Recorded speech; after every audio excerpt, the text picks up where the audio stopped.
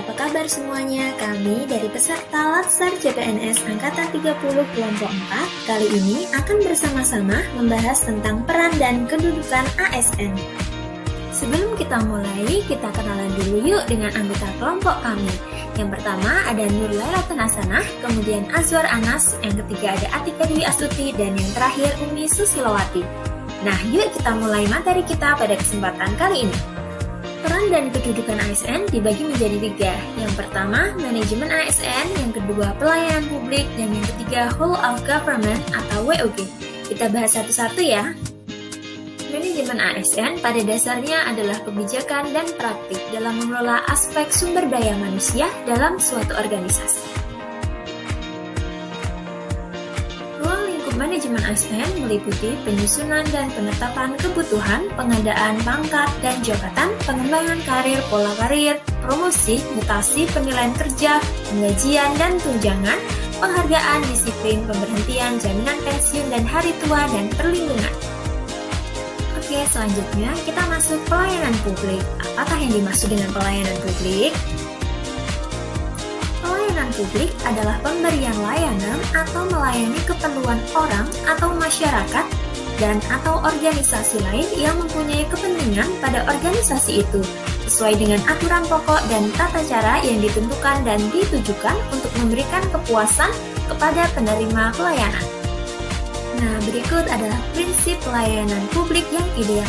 Ada partisipatif, transparan, responsif, tidak diskriminatif, mudah dan murah, efektif dan efisien, akses mudah, akuntabel, dan berkeadilan.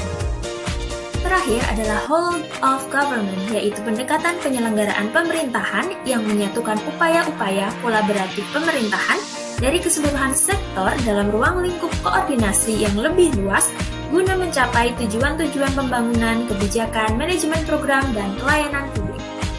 Teman-teman, tahukah kalian bahwa konsep e-government atau pemerintahan berbasis teknologi sangat mendukung penerapan WOG? Karena yang pertama adanya ketersediaan Chief Information Officer atau petugas pemberi informasi, yang kedua interoperabilitas sektor publik atau kapasitas pertukaran informasi antar sektor, dan yang ketiga integritas pelayanan online. Dari penjelasan singkat kita tadi, apakah teman-teman sudah paham konsep peran dan kedudukan ASN? Jika belum, yuk kita simak bersama-sama video berikut ini.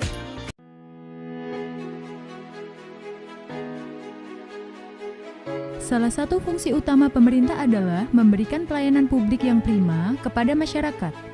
Sejak terjadinya pandemi COVID-19, pemerintah diwajibkan untuk melakukan adaptasi terhadap proses penyelenggaraan pelayanan publik yang diberikan. Meski di tengah pandemi sekalipun, pemerintah Kota Yogyakarta tidak boleh berhenti untuk terus melayani. Walaupun dengan meminimalisir tatap muka menjadi kendala tersendiri bagi proses penyelenggaraan pelayanan publik harus tetap berjalan. Pemberian layanan secara daring, drive-thru, dan penyelenggaraan layanan dengan protokol kesehatan yang ketat menjadi jawaban bagi permasalahan pada pelayanan publik di tengah pandemi COVID-19. Untuk mengatasi kendala tersebut, pemerintah Kota Yogyakarta senantiasa menghadirkan inovasi-inovasi baru best practice di bidang pelayanan publik. Hal ini diharapkan dapat mengakselerasi, mengoptimalkan, serta memangkas rantai birokrasi dalam pelayanan pemerintah kepada masyarakat. Setelah menyimak video sebelumnya, jadi bagaimana sih manajemen ASN, pelayanan publik, dan whole of government?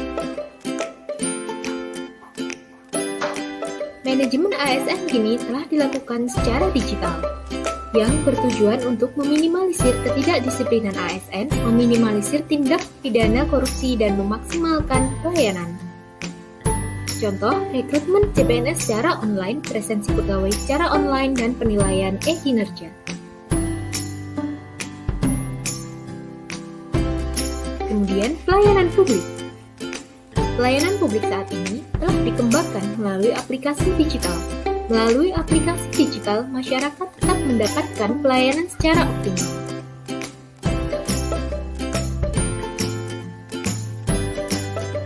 Sedangkan untuk whole of government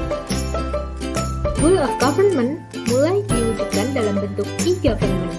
Koordinasi lintas instansi dalam satu aplikasi atau manajemen satu pintu memudahkan masyarakat dalam memperoleh pelayanan di era digital.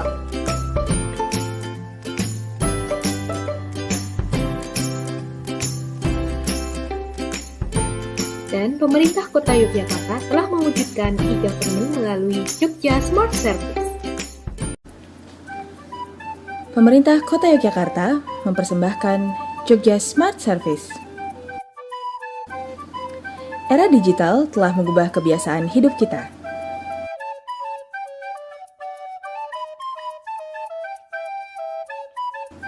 Demikian pula cara kita mendapatkan informasi dan berinteraksi.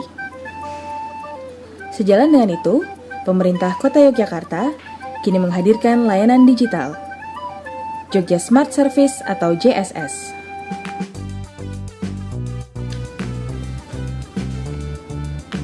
Dengan konsep single ID, single window, dan single sign-on, masyarakat dapat mengakses berbagai layanan pemerintah Kota Yogyakarta dalam satu aplikasi.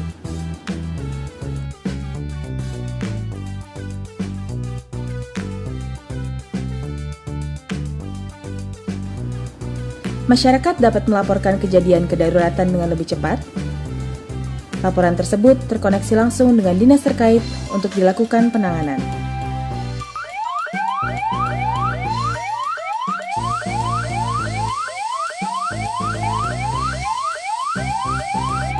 Selain itu, hadir pula layanan kelurahan dan kecamatan seperti pengurusan dokumen perizinan dan kependudukan, layanan sistem informasi warga atau SIWarga yang menjangkau sampai tingkat RT/RW,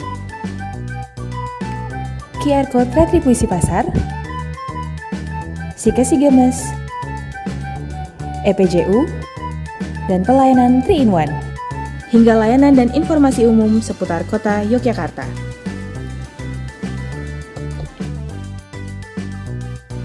Anda juga dapat berkontribusi langsung untuk pemerintah Kota Yogyakarta hanya dengan ponsel Anda.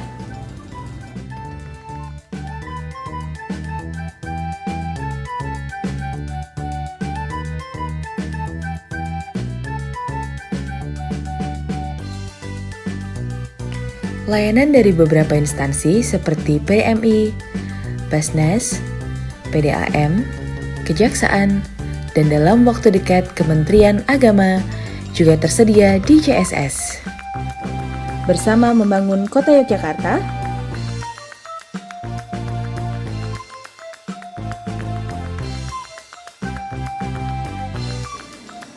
karena kota kita, tanggung jawab kita.